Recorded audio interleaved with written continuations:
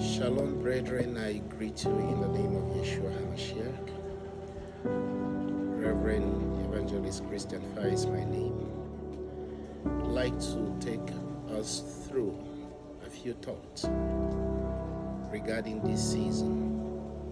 And I'm very concerned, and I know a lot of people are also very concerned that in as much as we have a lot of parties going on and many doing preparations, but that the most important party that we needed to be thinking about is most of the time neglected. I'd like to share with us from Luke chapter 1, reading from verse 5. It says that there was in the days of Herod the king of Judea a certain priest named Zachariah of the division of Abijah. His wife was of the daughters of Aaron, and her name was Elizabeth. And they were both righteous before God, walking in all the commandments and ordinances of the Lord, blameless. I'd like for us to consider the credentials of Zachariah and Elizabeth. Beside their background, God's testimony about them is that they were righteous, they were blameless before God. That's a very great testimony that we hardly can even hear today. Many times I ask people, if your enemy had an opportunity to say something about you, what will the enemy say? Not to talk of God. If God needs to write something about you, what will he say about you? But if you continue in verse 7, he said, but they had no child, because Elizabeth was barren, and they were both well advanced in age. Many times we think that if a woman is barren, it could be as a result of some other factors.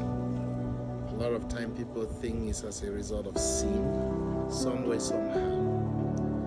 But now we have heard about Elizabeth, about Zachariah.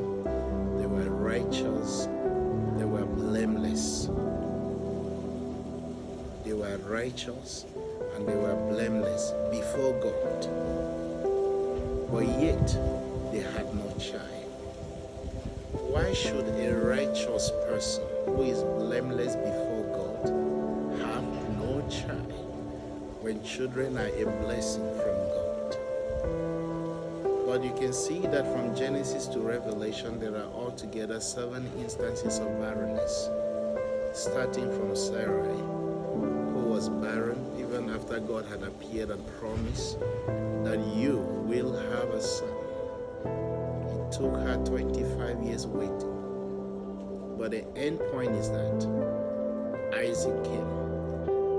Laughter was introduced into the family. God has a plan for everyone, and his plan, they are of good. And so when we read further, we see that it was that while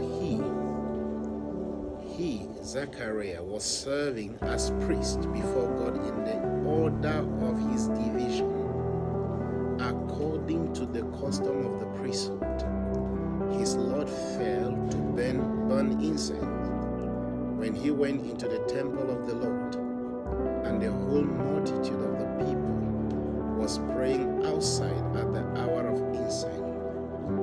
I'd like to emphasize here that every day, people, the Jews, they gather to pray at particular times, and only one priest performed the rituals of burning incense. And because they were many, so they were selecting them by casting lot. So wherever the Lord falls, that priest is going to take charge. Now it was Zachariah's time to burn incense, and we are told that the people gathered outside praying. Because he was a priest, he went inside to burn the incense. Now in this picture, where I'm here, this is actually called Zacharias Chapel. This chapel is in the Judean wilderness. This is the exact place that the angel of God had an encounter with Zachariah. Their houses were chiseled on the, inside rocks, limestone. So it's not like our own buildings today that we have some blocks that we make. But then this technology was not really that. And so they chisel limestone, and then you can see the picture. You see what was considered as the altar when this was happening. He was inside here, and the people were outside. Now, the second picture, this one that is showing now, is actually over, because now that modern technology have come, people are building houses, so they are building on these ancient structures, and they have again made this other altar up here. The main one that this incident happened is that first one that is under. That is where Zachariah had an encounter. What we read further was that the angel of the Lord appeared to him, standing on the right side of the altar of incense. And when Zacharias saw him, he was troubled, and fear fell upon him. But the angel said to him, "Do not be afraid, Zachariah, for your prayer is heard, and your wife Elizabeth will bear you a son, and you shall call his name John." Look at that verse 13. Listen to what the angel is saying. This is Zachariah the priest, who is burning incense on behalf of people. He's like presenting people's requests to God. And then he himself is in need of a miracle. He has prayed it silently, openly, and anyhow. Many times we are very discouraged when answers to our prayers are taking longer time than normal. I'm sure. Look at the age of Zachariah. The Bible said they were advanced in age. They were old people. They were no more young people that are at production age. But look at the feedback from the angel. The angel told Zachariah, he said, "Your prayers have been heard. Your prayers have been answered." He said, "Do not be afraid, for your prayers is heard." A very comforting, encouraging words from the angel himself. We get troubled when we have prayed and it seems the prayer is not answered. We get worried. But the angel's word, "Do not be afraid." And I know that many of us that are watching, listening, are also going through one challenge to the other.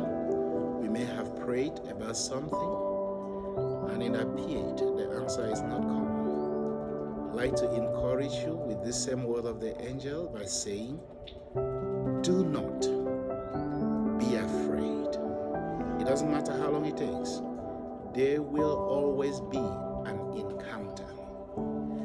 And this is the encounter that Zachariah had after many years of faithfulness, after many years of righteous living. The day came. That's why the Bible says, even though it tarries, it will surely come to pass. Weeping may endure for a night, but joy cometh in the morning. I'd like you not to give up, because this season, an angel from above is coming with good news. And the good news is that do not be afraid. Your prayers, your secret prayers, your open prayers, they are heard.